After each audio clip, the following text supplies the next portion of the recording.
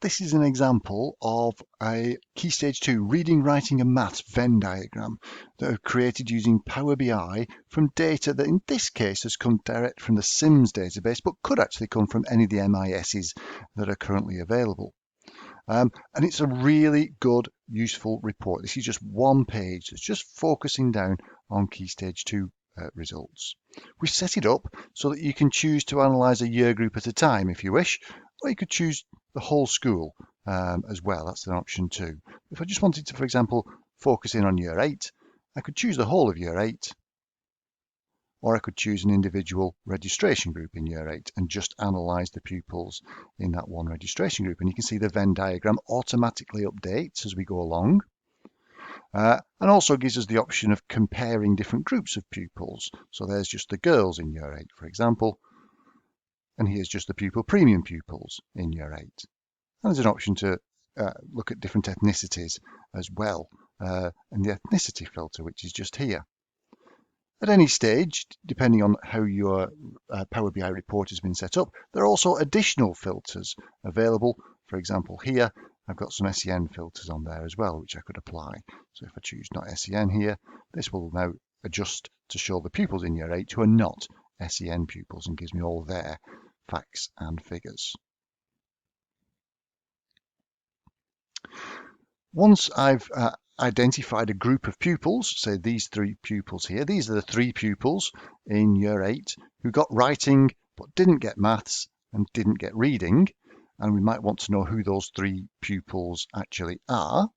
Well, we can interrogate it a little bit further by looking at the relative line on this table here, which highlights the 3 pupils, and underneath here you see we get the actual names of the pupils and some more details about pupil premium and gender and ethnicity as well there, but this could be anything.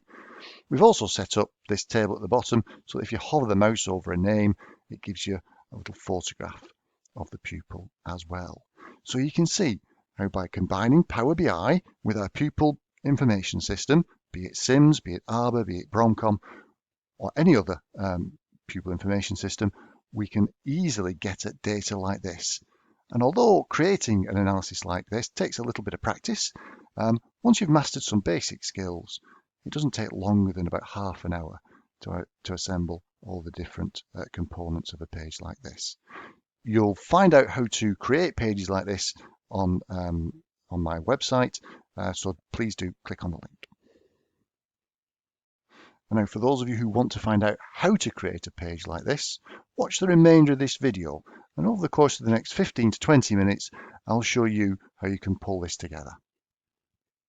Let's have a look at creating a Venn diagram for our Key Stage 2 results, reading, writing and maths. If you remember, we brought in the Key Stage 2 prior attainment data in this format here. It wasn't quite in this format when we initially exported it from SIMS, but we used the unpivot functions in Power Query Editor to create a structure like this, where we've got our pupil IDs down one side and the 3 scores, or the 2 scores and 1 teacher assessment alongside it there, but they're separate columns.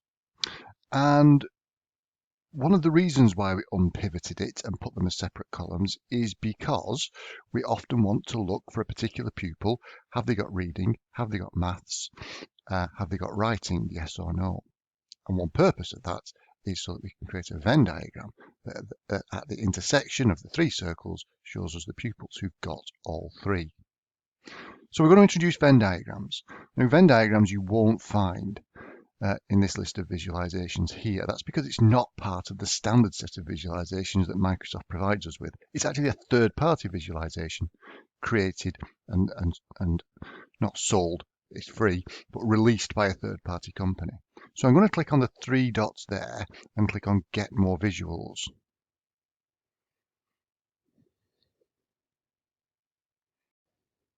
And that brings us to the Power BI visual. It's marketplace, basically, where we can pick up visualizations that have been created, some by Microsoft, but the majority by third parties. And there is a Venn diagram in here. There's only one.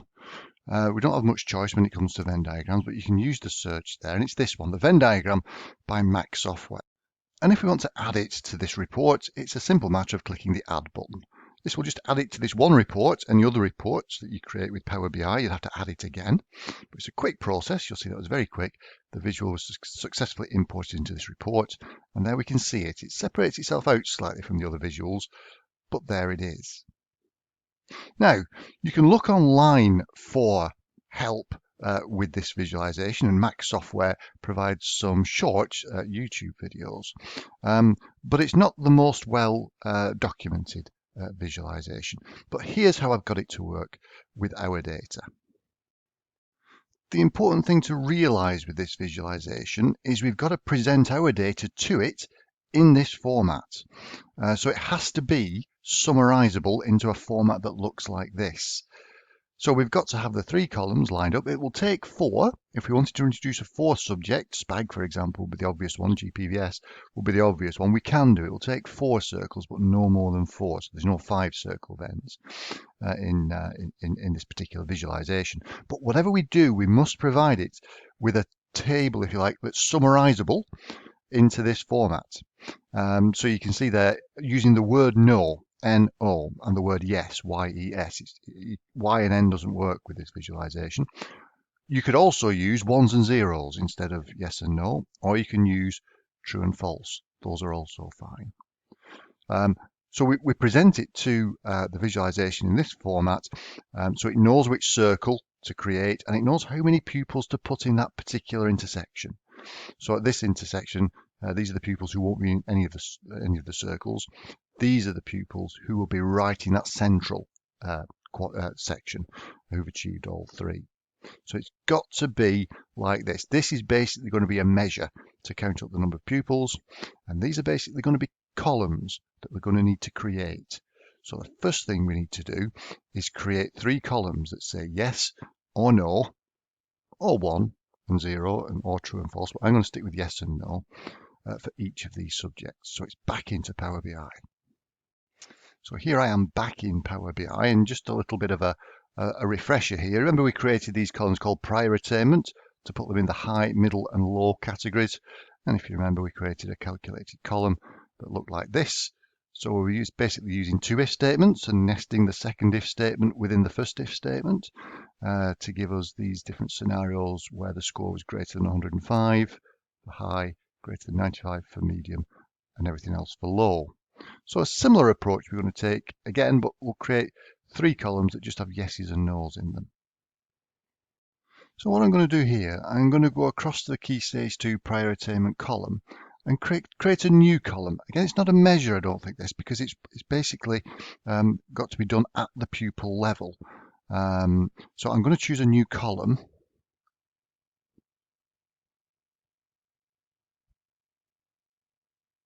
And then I'm going to start entering the formula. So we're going to need 3 of these, obviously.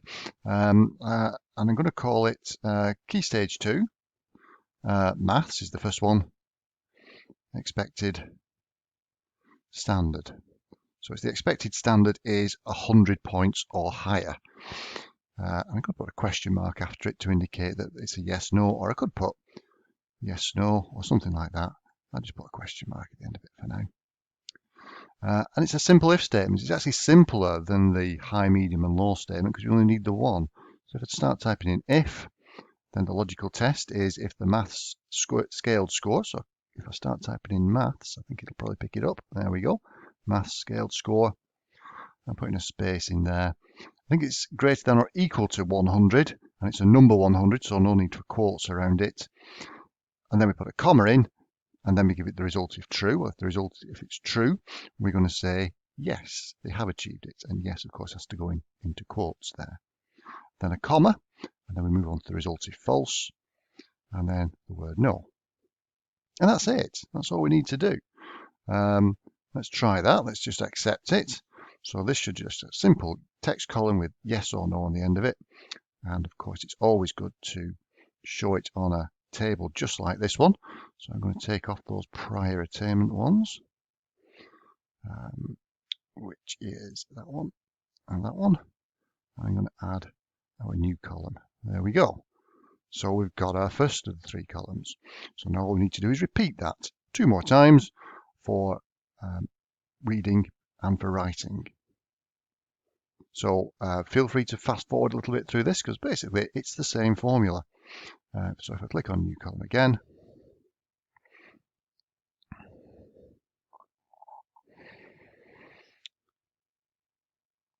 this is KS2 reading expected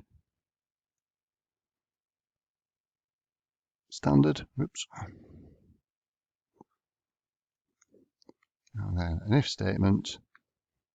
A logical test is if the reading scaled score, there it is greater than or equal to 100, comma, then the word yes. If not, then the word no. Finish off the brackets, and we're done.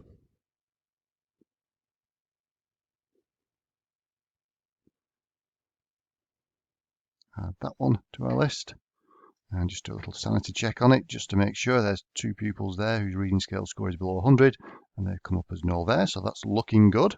Now, a slightly different one, of course, is the writing teacher. It's a teacher assessment at Key Stage 2. It's not a test, don't have a score as such. What it is just the teachers are asked to give a variety of grades, the majority of which will be either EXS, which means they're at the expected standard, or GDS, which means they're working above the expected standard. And then there's a few grades below that, but obviously we're not, in this scenario, we're not particularly interested in those lower grades. So we're just looking for those 2 grades. So to calculate the writing expected standard as a yes or no answer, we've got to consider 2 scenarios as being the scenarios which we want to say yes to. So let's go to prior attainment, add a new column.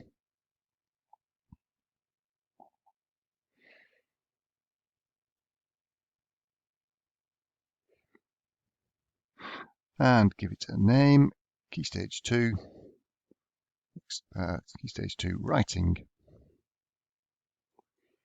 expected standard. And then we can say again, if, and the logical test this time has got 2 parts to it. So we're going to say if the writing teacher assessment is equal to one of 2 things, either EXS, the expected standard, and we're going to do an OR statement now. And one of the ways we can do an OR statement in DAX is by putting these 2 pipe characters next to each other. The pipe character is this one. It's just one of them. I need 2 of them here, which I think on most keyboards is next to the Z and above the backslash character. Your keyboard might be slightly different. So we're going to put a second scenario in here, which is that the Key Stage 2 writing teacher assessment, that one there, could also be equal to GDS. And a comma, and the result, if true, is yes.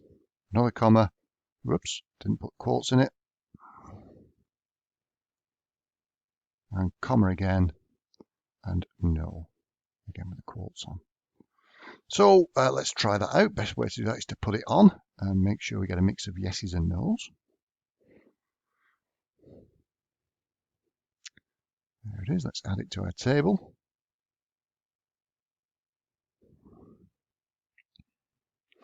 So looking down the list here, just to check this, all these are EXS and GDS, and there's precious few who aren't, but there's one.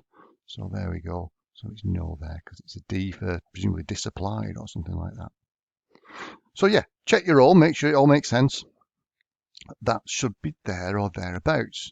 Now, we've still not got it quite in the right order and in the right format for this new visualization. Just a reminder that we really want this nice compact list with just I think it's about 8 or 9 lines on it and a count of pupils at the end. So how do we get from this or to this from what we've got currently in Power BI? Well, it's actually probably easier than it might at first look. I'll just take some of the extra columns off here. We don't now need those original scores. So I'll take the math scaled score off there, the reading scaled score, and the writing teacher assessment. And you'll see at the moment we've got 1 line per pupil, and there's the external ID of those pupils. And if I take the external ID off there, the natural tendency of any table is to display as few rows as possible. And as soon as I take that off, lo and behold, it's summarized it into the combinations of yes, no that exist within that table. So you can see straight away, we're nearly there. We just need to add a count of students. Well, again, we've got our count of students because one of the very first basic measures we created was called count pupils. If you remember, all that count pupils does is it counts the rows in the pupils table, but it does it in the context of the current row on a graph like this. And in the context of the current row, the filters in operation are on the first one here, no, no, and no. On the second line, it's no, no, and yes.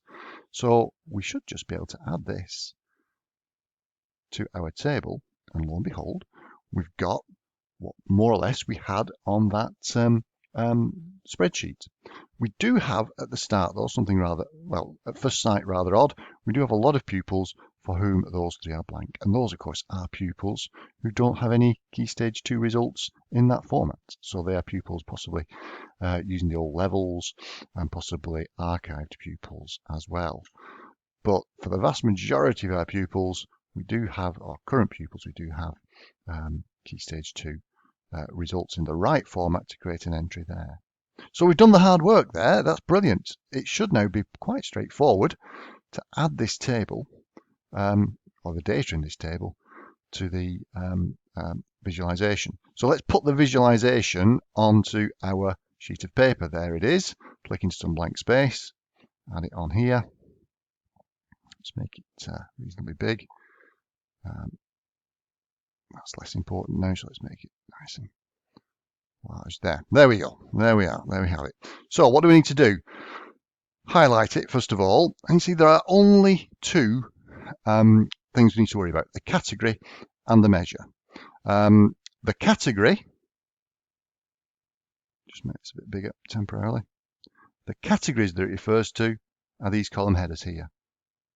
So we need to put under the category section these three columns, and the measure is this one, count of pupils. So we need to put that under measure. So as long as we do that, we should get a Venn diagram. So let's put under categories. Make sure we pick the right ones here. Just make this a little bit bigger. Under categories, we want maths expected standard. Yes, no. We want reading expected standard. Yes, no. Now we want writing expected standard. Yes, no.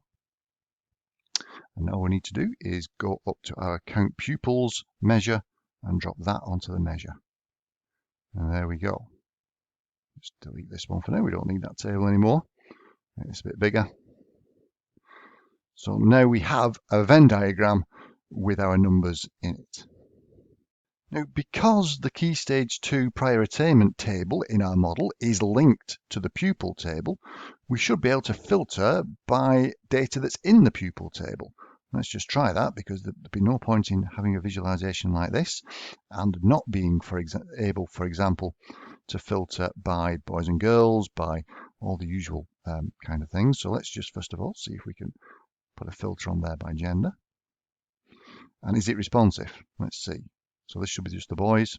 There we go, all the numbers have changed, and that's just the girls. So you can add responsive filters to this. Let's put a year group one. I suppose that's the next obvious one, is to put a year group filter on.